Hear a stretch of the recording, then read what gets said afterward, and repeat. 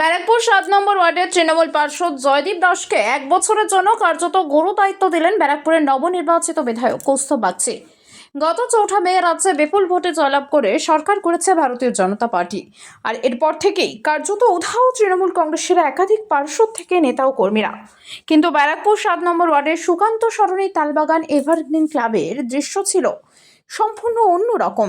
BJP কর্মীদের অভিযোগ, ৪ঠা মের পর থেকে একাধিক বহিরাগত লোকজন এলাকায় প্রবেশ করে অশান্তি পাকানোর চেষ্টা চালাচ্ছিল, যার জেরে ৭ নম্বর ওয়ার্ডের বিজেপি কর্মীদের বন্ধ করে দিতে হয়েছিল এভারগ্রিন ক্লাব সহ তৃণমূলের পার্টি অফিস। কিন্তু আজ সকালে ব্যারাকপুরের বিধায়ক কৌস্তব বাগচি নিজে এসে সেই পার্টি অফিসের তালাচাবি তুলে দেন তৃণমূল পার্ষদ জয়দীপ দাসের হাতে এবং সাথে গুরু দায়িত্ব দিয়ে যান। আগামী ১ বছর এলাকাবাসীর জন্য যা যা করণীয় কাজ সেগুলি যেন যথাযথভাবে পালন করে। তিনি উদাহরণস্বরূপ এলাকা পরিষ্কার পরিচ্ছন্ন রাখা থেকে শুরু করে সাধারণ মানুষের এবং এলাকাবাসীর যে কোনো সমস্যায় তিনি যেন প্রতিশ্রুতিবদ্ধ থাকেন। দেখুন সেই দৃশ্য। আজকের এই কর্মসূচি প্রসঙ্গে সংবাদ মাধ্যমের মুখোমুখি হয়ে ব্যারাকপুরের বিধায়ক কৌস্তব বাগচি কি জানিয়েছেন শোনাবো।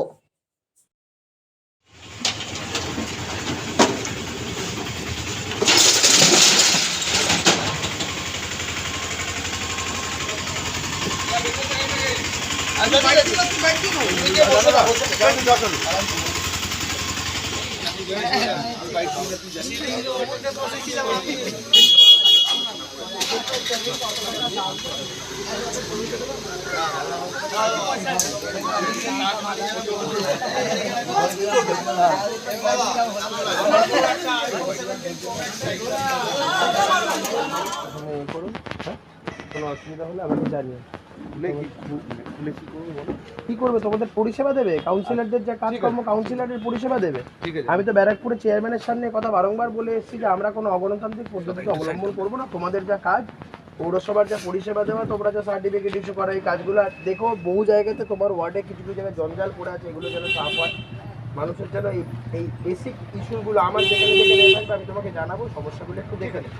মানুষ যেন পরিষেবা পায়, এখানে এসে মানুষ যেন সার্টিফিকেট থেকে শুরু করে যার যার মানুষের প্রয়োজনীয় পরিষেবা এটা যেন ঠিক। আরেকটা জিনিস যেটা প্রবলেম ছিল, পাড়ার লোক যেটা বলছিল, যে পাড়া থেকে ছেলেরা সেখানে বহুত আড্ডা মারে বা এখানে, ঠিক আছে, ওইগুলো দেখবে যাতে পাড়ার বাইরের বাইরের ছেলে যেন না থাকে, এলাকার লোকেরা আর এই পরিষেবাগুলো যেন দেওয়া হয়।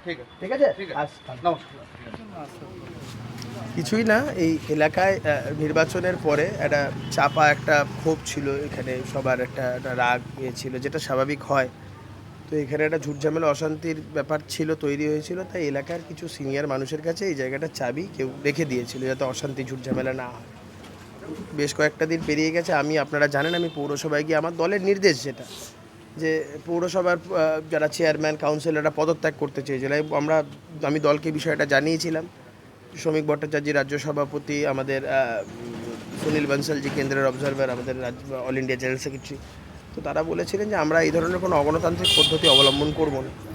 তো তার জন্য যেটা হয়েছে সেটা হচ্ছে কাউন্সিলরদেরকে, চেয়ারম্যানদেরকে বারংবার করে আমাকে বলে দেওয়া হয়েছিল যাতে কেউ পদত্যাগ না করে, তাদেরকে আশ্বাস দিতে যে আমরা কোনোরকমভাবে কোনোরকম তারা যেন ভয়ভীত না হয়।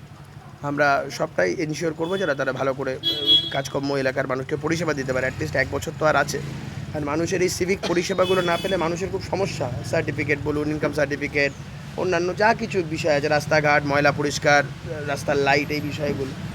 আমি ওনাকে বললাম যেহেতু এখানের থেকে বসে উনি কাউন্সিলর হিসেবে তার পরিষেবা দিতেন, সার্টিফিকেট ইস্যু করা থেকে শুরু করে সব এই জায়গাগুলো দেন। তবে এলাকার মানুষের একটা ক্ষোভ আছে, দীর্ঘদিন ধরে এখানে বাইরের এলাকার ছেলেদের নিয়ে সেটা জমায়েত করানো হয়, বসে থাকে থাকে। আমি বললাম সেই পরিস্থিতি এখন ওদের নেই, তাও ওনাকে রিকোয়েস্ট করলাম দেখবেন এলাকার বাইরের ছেলেরা যেন না আসে, তাতে এলাকার পরিস্থিতি খারাপ হয়। এগুলো এলাকার মানুষ যেই দল করুক না কেন, সে নিজের পাড়াকে কেউ অসুবিধায় ফেলতে চায় না, নিজের পাড়াকে কেউ ডিস্টার্ব করতে চায় না। দেখুন, আমরা বাংলার রাজনীতির সংস্কৃতিটা বদল করতে এসেছি। নির্বাচন পরবর্তী পরিস্থিতি মানেই যে মারামারি, হানাহানি, খুনোখুনি, আমরা এই পরিস্থিতিটাকে বন্ধ করতে এসেছি। তুমি অধম হইলে আমি উত্তম হইব না কেন, আমরা এই চিন্তাধারায় বিশ্বাসী।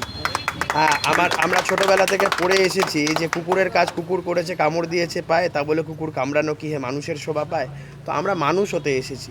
তারা যে ভুল ভ্রান্তি যেগুলো করেছে, যার জন্য মানুষ তাদের সরিয়ে দিয়েছে, আমরা সেই চটিতে পা গলাতে আসিনি।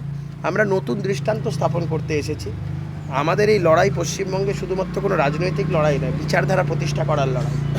আমরা 2-1 বছরের জন্য থাকতে আসেনি, আগামী 50-100 বছরের জন্য ভারতীয় জনতা পার্টি এখানে থাকতে এসেছে এবং বিচারধারা প্রতিষ্ঠা করতে এসেছে। তাই এই ছোটোখাটো লড়াই, হিংসা, হানাহানি এগুলো আমাদের কাছে কোনোটাই এই বিষয়গুলো আমাদের যেন অন্তরায় না হয়ে দাঁড়ায় সেই বিষয়ে আমরা খুব সচেষ্ট। দাদা গতকালকে জগন্নাথ অমলা সিনেমা হলের বিপরীতে ডাক্তার কে.ডি. ঘোষের নার্সিংহোম। এখানে যত্নের সহিত সাধ্যের মধ্যে স্বাস্থ্য পরিষেবা দেওয়া হয়।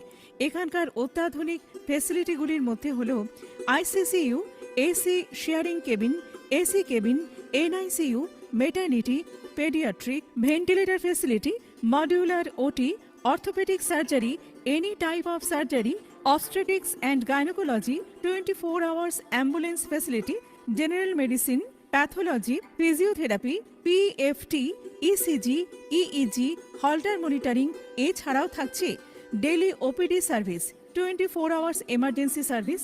আমাদের ঠিকানা বারাসাত রোড, নোনা চন্দনপুকুর, ব্যারাকপুর। অমলা সিনেমা হলের বিপরীতে, কলকাতা 122। যোগাযোগ 03325920006। মোবাইল নাম্বার 9433389740 এবং 9433389739। সারদা সেবা সদন হসপিটাল প্রাইভেট লিমিটেড।